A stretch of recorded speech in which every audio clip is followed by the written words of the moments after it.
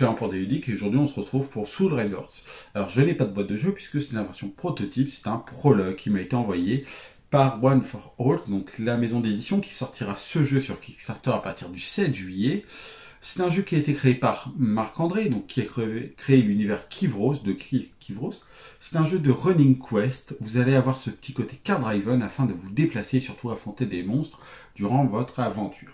Vous allez incarner des magiciens, des combattants qui vont devoir libérer le royaume de tous ces monstres, essayer de vivre des aventures, essayer de résoudre des énigmes.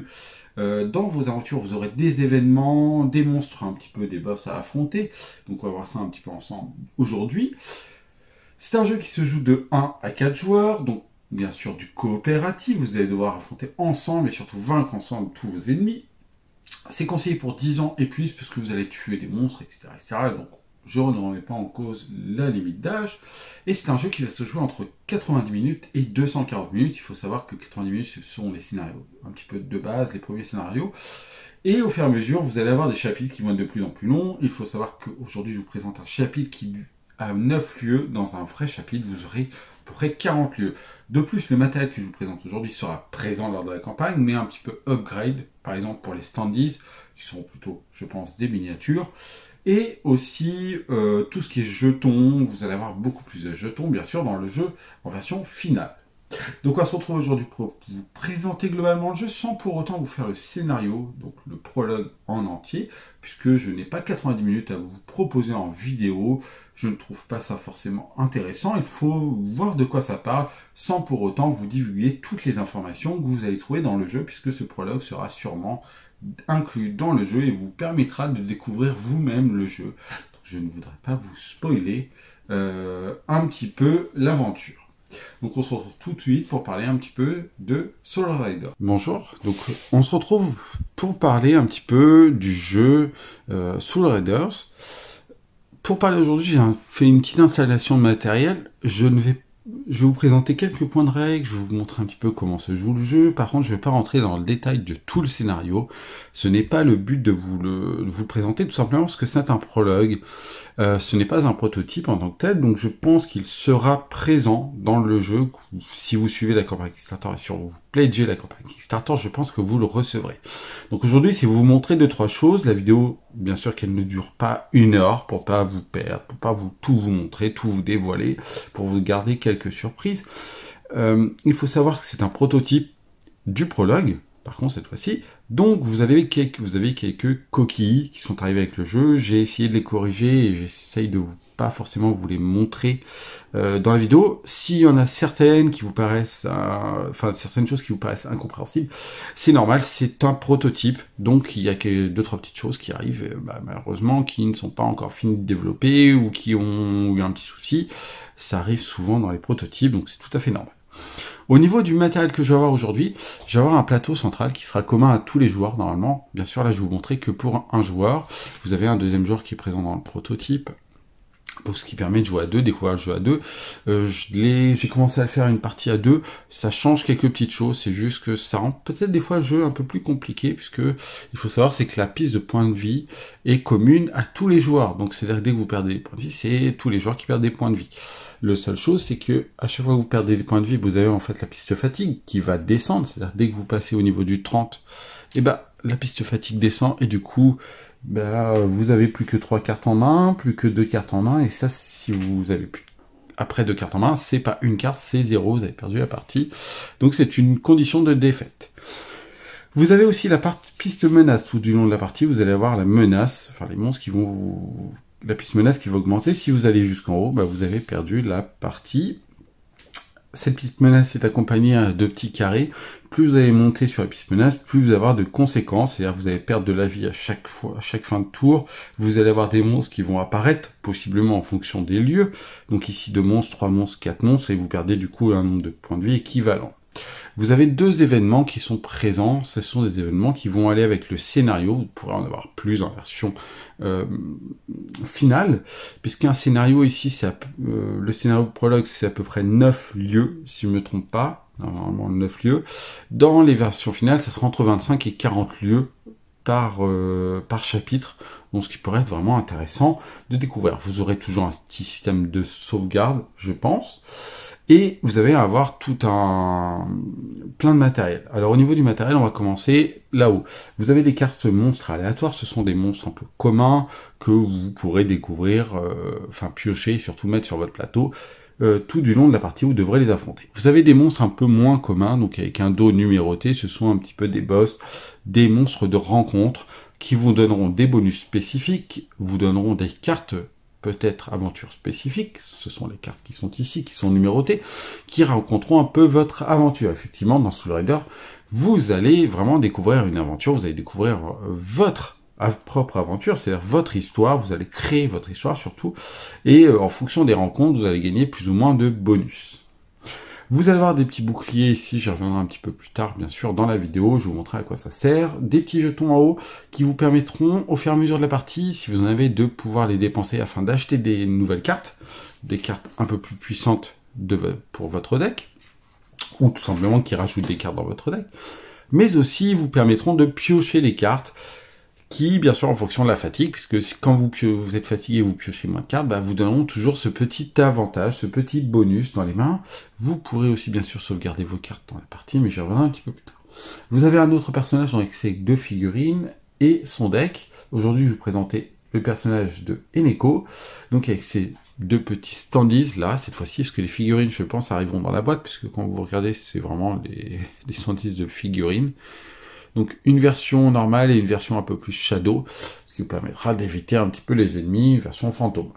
Vous avez des petits sabliers qui sont utiles dans le jeu, pas forcément dans le prologue, et ensuite des portails, bien sûr, utiles dans le prologue, une petite casse-poison, et vous avez votre plateau. Votre plateau, vous avez plusieurs choses. Vous avez votre personnage, qui est écrit ici, de quoi mettre votre deck plus votre défausse, de quoi mettre vos jetons bonus, sauvegarder des cartes, puisque à chaque tour, vous allez pouvoir sauvegarder jusqu'à 3 cartes, bien sûr, 3 cartes maximum de sauvegarder.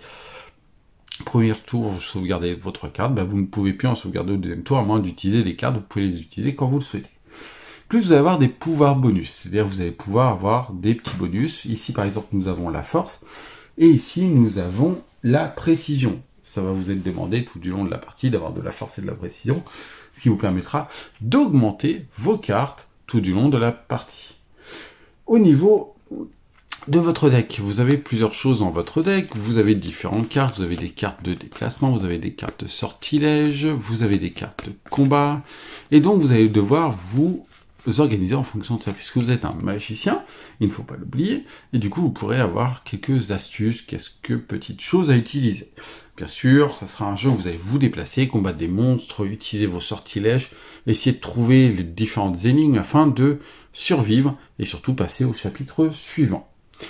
Au niveau en lui-même du scénario, vous avez une petite mise en place à chaque chapitre, donc ici le prologue, chapitre 0 prologue. Vous devez placer le marqueur fatigue sur 4, donc vous n'êtes pas fatigué, vous pouvez toujours piocher 4 cartes en main à chaque tour. Vous avez 15 points de vie, donc c'est très très gentil de la part du scénario de nous donner 15 points de vie, ça nous évite de passer tout de suite à 0 de fatigue. Le niveau de menace est à 0, donc pas de souci, on est plutôt pas mal.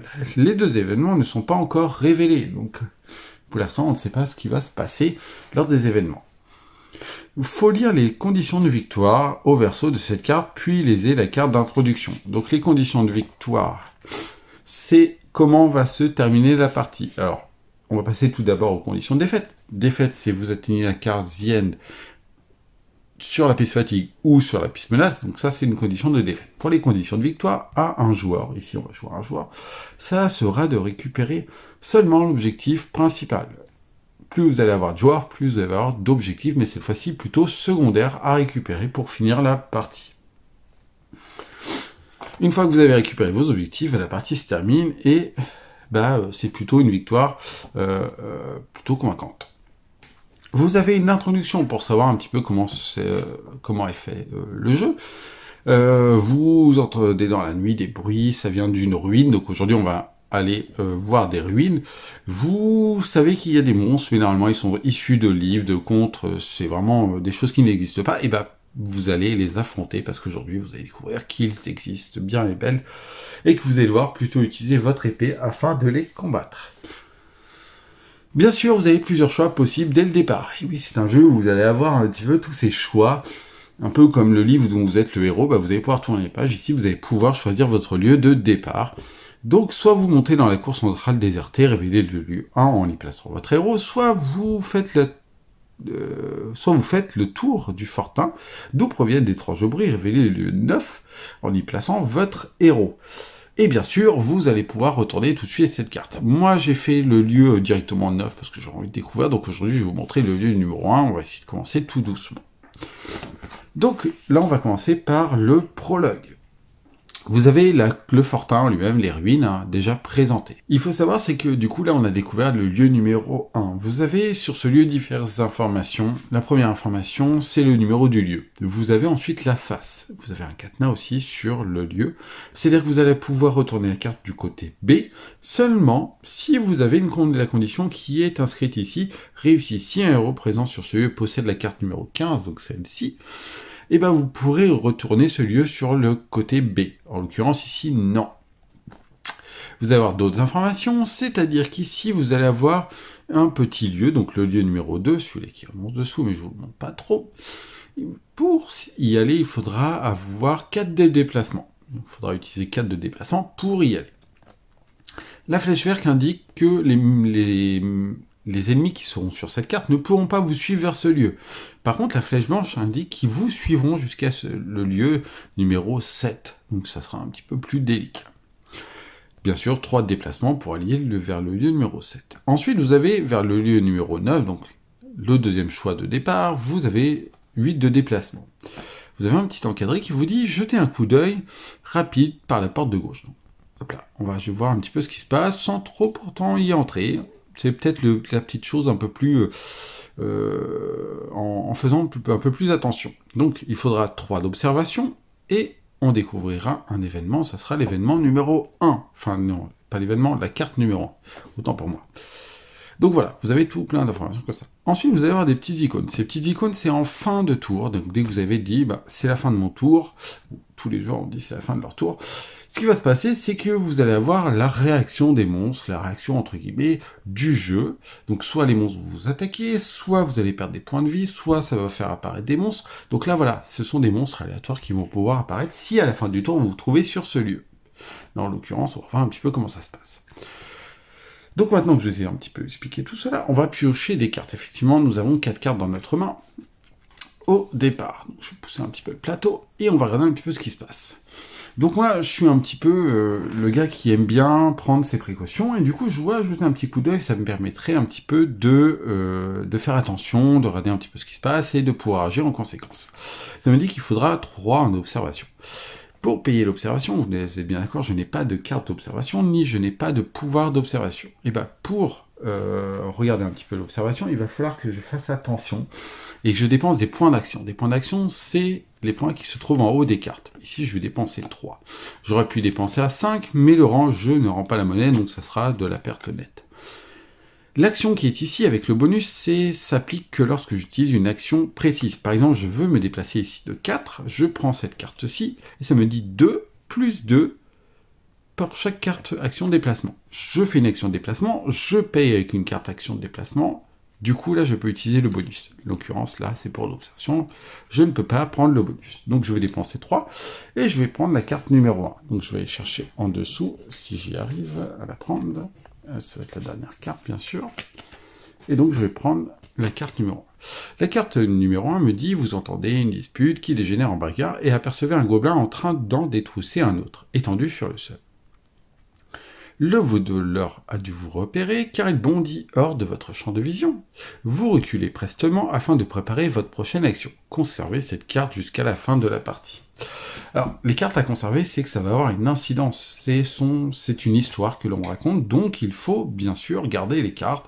Et en fonction des cartes, des actions que vous avez faites dans la partie, vous allez avoir des conséquences sur vos diverses rencontres. C'est bien sûr un jeu vraiment narratif, ce côté narratif. Donc là, j'ai pu regarder, je sais qu'il y a un gobelin mort, je sais aussi que l'autre gobelin est parti, donc possiblement il n'y a pas de créature. Donc je vais pouvoir me déplacer. Je vais utiliser ma carte de déplacement, qui me dit 2 plus 2 par carte de déplacement que j'ai, donc 4, ce qui correspond pile poil à l'action de déplacement que j'ai besoin. Donc celle-ci, je vais la mettre sur le côté. Je n'ai toujours pas déverrouillé le côté B, donc je ne peux pas la retourner. Je la remets sur la case B, pas d'importance. On passe à la case ici, la petite carte côté 2, le lieu numéro 2. Si l'un des héros présents ou non dans ce lieu possède la carte numéro 1, ce que je possède, ben voilà, directement on a déjà la conséquence de nos actes. Retourner le lieu sur la face B. Donc vous voyez, hop, on ne parle même plus, on ne regarde même pas les actions qui s'y trouvent. Sur la face B, qu'est-ce que ça me dit? Pareil, vous avez le lieu, la face B, le chapitre en question, une petite couleur bien sûr par rapport à la chose, et ensuite vous avez des petites cases en haut. Ces petites cases en haut ont diverses conséquences, c'est-à-dire que vous faites spawner un nombre de monstres en fonction de la piste menace. En l'occurrence, là, dès que vous découvrez un lieu, bah, vous faites spawner des monstres. Là, je suis à 0, pas de souci, je fais rien spawner. Ensuite, ces monstres vous attaquent directement. S'ils vous voient, bah, du coup, là, je suis visible. Alors, du coup, j'ai oublié de me déplacer. Du coup, mon personnage, autant pour moi, c'est vrai que j'ai oublié de me déplacer. Je vais mettre plutôt comme ceci. Donc, du coup, bah, c'est là, personne m'attaque puisqu'il n'y a pas de monstre. Et là, je vais avoir deux choix possibles. Soit revenir en arrière pour 6 de déplacement, soit pour 2 déplacements, aller vers la case 8. Là, en l'occurrence, plusieurs choses me plaisent, mais je ne sais pas ce que j'ai trouvé sur la case 8. Alors, ça peut être plutôt sympathique, comme ça peut être un peu plus moche, on va dire. Donc là, je vais peut-être aller quand même explorer sa case 8. Donc je vais utiliser ma case déplacement et plutôt garder ma carte combat au cas où un monstre spawn sur la case. Je vais utiliser ma carte déplacement, 4 plus 2 par carte action, 6 de déplacement, il n'y a pas de souci. Je vais aller sur la case 8. Donc hop, je vais sur la case 8. Tac. Et je me rends sur la case 8. L'escalier descend dans un gouffre profond dont les parois sont intégralement sculptées ou maçonnées. L'édifice abandonné depuis des millénaires ne ressemble à rien que vous connaissez. Et bah là, pas de texte, on peut pas passer sur on peut pas déverrouiller tout de suite le côté B. Vous avez un petit bonhomme qui vous indique qu'on doit se faire spawn en fonction de la case menace. Pas de souci, j'ai pas de souci. Là, on me dit, c'est à la fin du tour, si je me trouve sur cet endroit, et ben je devrais faire spawner le monstre numéro 12, mais cette fois-ci, ça a l'air d'être un peu plus un boss. Donc, possiblement, quelque chose de dur à affronter. Et ben, j'ai plus qu'une carte monstre, je n'ai pas forcément d'action possible, je pourrais retourner en arrière et du coup retourner vers la case 2, mais l'histoire n'avancerait pas, ça serait vraiment faire des coups pour faire des coups. Je vais plutôt essayer de sauvegarder cette carte à côté de mon plateau et mettre fin à mon tour. Dès lors, la fin du tour se passe, on regarde un petit peu si je perds des points de vie, si un monstre apparaît, en l'occurrence ici, oui, un monstre apparaît. Donc je fais apparaître le monstre numéro 12, un monstre qui est plutôt fort puisqu'il permet aux autres monstres autour de lui d'attaquer aussi, de doubler les points, enfin pas mal de petites choses plutôt négatives. De plus, pour le battre, il me faudra jouer 2 fois. Effectivement, il y a 2 boucliers, 8 plus 6, je ne devrais pas dépenser cette fois-ci juste 14, mais une action à 8 et une action à 6 pour le battre, d'où les petits boucliers ici présents.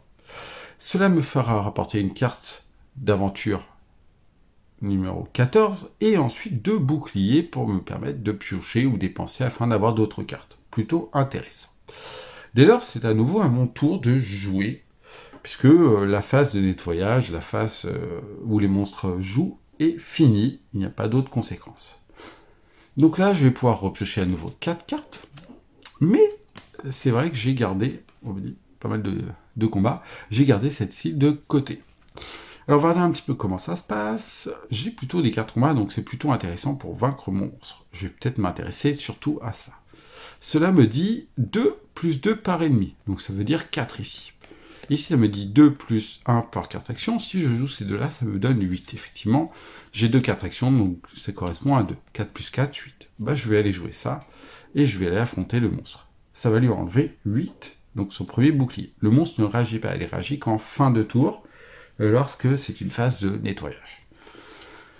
Dès lors, il lui reste un bouclier à 6, donc j'ai plusieurs choix possibles. Je ne peux pas jouer cette carte avec cette carte, puisque ça me ferait dépenser trop de points d'action. Je peux directement jouer cette carte, ça me fait 7, et cette carte aussi 7. Je vais peut-être la garder de côté, aller sauvegarder, on va la garder de côté. Je vais dépenser celle-ci. Je vais dépenser 7 pour aller tuer ce monstre. Cela me fait rapporter tout de suite la case carte numéro 14, ainsi que 2 petits boucliers. La case monstre numéro 12, je la mets de côté, puisqu'à chaque fin de tour, à chaque fois que je resterai sur ce lieu, ça fera spawner le 12. Si je l'ai vaincu, il n'existe plus, donc je la mets de côté. Elle ne rentre plus dans le deck monstre. Il me reste une carte en main, donc on va voir un petit peu qu'est-ce qui se passe. Case numéro 14. Oh, un objectif secondaire. Donc là, je joue tout seul, pas de problème, pas d'incidence. Hein. Donc ça me dit, dans le tumulte de la bataille, vous sectionnez la tête encore une du monstre, l'écho de sa douleur se répand dans le gouffre et pétrifie de terreur les créatures avoisinantes. Révélez l'événement 2. Et ensuite, augmenter sur la piste menace. Défausser cette carte. Alors, il ne faut pas défausser cette carte, puisque c'est un événement secondaire, donc c'est là où il y a les petites coquilles, il ne faut pas défausser cette carte, il faut la garder de côté, puisque ça rapporte normalement à plusieurs joueurs les points de victoire. Alors je pense que c'est dans le prototype, parce qu'il voulait qu'on le joue en solo, qu'on montre un petit peu en vidéo comment ça se passe, sans pour autant être 2 joueurs. C'est pour ça qu'ils nous disent de défausser, parce que ça n'a pas d'importance en solo. Donc là, il me reste une carte en fin de tour. Je n'ai pas de conséquences puisque j'ai révélé l'événement numéro 2 qui me dit « Tous les ennemis perdent la capacité cible prioritaire », ce qui est plutôt intéressant pour moi, parce que si un ennemi a une cible prioritaire, je devrais le cibler d'abord. Sauf que si c'est un ennemi faible et un ennemi fort reste, il pourra me suivre, etc., etc., ça aura beaucoup plus de conséquences. Donc là, c'est plutôt un bonus pour moi. Dès lors, je vais finir mon tour et poser ma carte, la réserver pour le prochain tour. J'aurais pu le déplacer vers un lieu ou un autre. Bien sûr, j'avais 5, 7, il me fallait 10 pour me déplacer. Ici, il me fallait 8. J'aurais pu revenir sur l'événement 2, mais ça n'avait pas d'incidence. Et si je finis ici, je n'ai pas d'incidence puisque l'ennemi 12 ne peut plus spawner. Donc autant finir ici et me réserver plutôt des cartes pour le prochain tour. Donc voilà, je vais m'arrêter un petit peu ici. Je vous ai montré un petit peu comment on pouvait combattre. Je vous ai pas montré forcément les sorts qui vont arriver, mais c'est un sort, vous pouvez l'appliquer comme carte. Chaque ennemi dans ce lieu, ayant une valeur de combat de 3 ou moins, subit une blessure. Ce sont des sorts plutôt de zone et portail de téléportation. Placez un portail de téléportation dans ce lieu, donc ce sont les petits portails ici, vous le placez dans le lieu, et vous pourrez en sortir un autre quelque part, ce qui vous permettra de vous téléporter d'un lieu vers un autre, surtout sur des grands chapitres ou des grands scénarios dans le jeu complet, ça aura vraiment une incidence qui vous permettra de passer d'un lieu à un autre sans pour autant payer énormément. Donc voilà un petit peu les pouvoirs de votre personnage. Ça va être beaucoup en pouvoir, soit vous téléporter, soit détrousser, soit vous devenir invisible, et du coup subir moins de coups, et que ça soit plus facile pour vous. Donc voilà un petit peu comment se joue le jeu Soul Raider. J'ai pu finir le scénario, je suis venu à bout du scénario. C'est un scénario plutôt complet, même si c'est un prologue. On y passe globalement 1 heure, le temps de prendre son temps, de découvrir vraiment les petites images, etc., etc. Donc plutôt sympathique. Il faut juste savoir, c'est que c'est un scénario plutôt simple, donc on en vient à bout assez facilement. C'est plus de la découverte, c'est plus de l'aventure en tant que telle, plutôt que où on se remue les méninges. Donc voilà, c'était vraiment un plaisir de découvrir le jeu. Pour moi, ça me fait penser à plein de petits jeux où on découvrait des endroits. C'est en même temps un jeu de... Enfin, je pense toujours au 7e continent où je découvrais les petits lieux, où je découvrais des petites surprises à chaque fois, des petites cartes vous pouvez piocher. Seul truc, c'est que les cartes sont bien aérées, vous avez de l'espace, vous avez ce petit deck building. Enfin, ce petit deck building, je dirais oui et non, parce que vous avez que 4 cartes dans la version prologue, vous en aurez 12, peut-être plus dans la version finale, ce qui vous permettra en fait de développer plus facilement votre joueur, de développer votre deck. Donc vous avez ce système de cartes driven qui est plutôt sympa, parce que vous avez vraiment... Et avec ce petit côté deck building, vous pourrez intégrer des cartes tout du long de la partie, peut-être des bonus, hein, je pense qu'il y aura la surprise d'intégrer des cartes bonus si vous réussissez certains chapitres dans le jeu, hein, j'espère bien. Ça permettra de pimenter un petit peu plus le jeu, de changer votre histoire, de pouvoir avoir cette rejouabilité, puisque finalement, il y a des lieux que j'ai fait une première fois que je pourrais découvrir des nouveaux lieux, puisque la première fois, j'avais trouvé un objectif secondaire, j'avais réussi, et ensuite, j'avais trouvé directement l'objectif principal, sans pour autant passer par d'autres objectifs secondaires. Par exemple, celui-ci, je ne l'avais pas eu. Je n'avais pas eu cet objectif secondaire-là. Donc finalement, une partie, vous pouvez rejouer, vous pouvez, bien sûr, vous connaîtrez certains aboutissants de l'aventure, mais vous pourrez découvrir de nouvelles choses, découvrir des nouveaux lieux, et surtout des nouveaux personnages, des nouvelles créatures. Donc plutôt un jeu plutôt plaisant. Le jeu arrivera sur Kickstarter le 7 juillet, donc cette vidéo atterrira 2 jours avant le lancement de la campagne Kickstarter, donc c'est-à-dire le lundi 5 juillet. Ce jeu pour moi est une réussite, je vous laisserai suivre la campagne Kickstarter. Il y aura bien sûr plein d'autres éléments, ça c'est vraiment des éléments d'un prototype, donc vous pourrez découvrir plein d'autres éléments. En tout cas, j'espère que la vidéo vous aura plu, je vous laisserai liker la vidéo si vous le souhaitez, vous abonner si ce n'est pas déjà fait, et surtout j'espère vous retrouver très très vite sur des ludiques.